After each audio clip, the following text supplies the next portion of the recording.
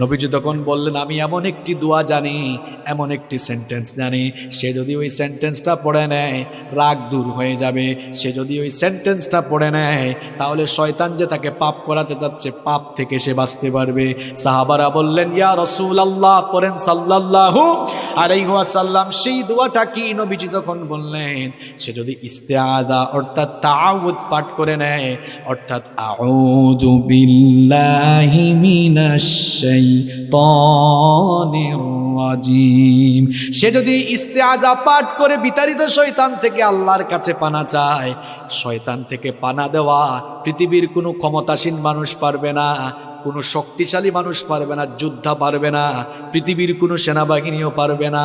শয়তান থেকে আপনাকে কেবল একজনই বাঁচাতে পারে, সবাই বলেন তিনি কে? এই জন্য নবীজি তখন বললেন, আমি এমন একটি দোয়া জানি, এমন একটি সেন্টেন্স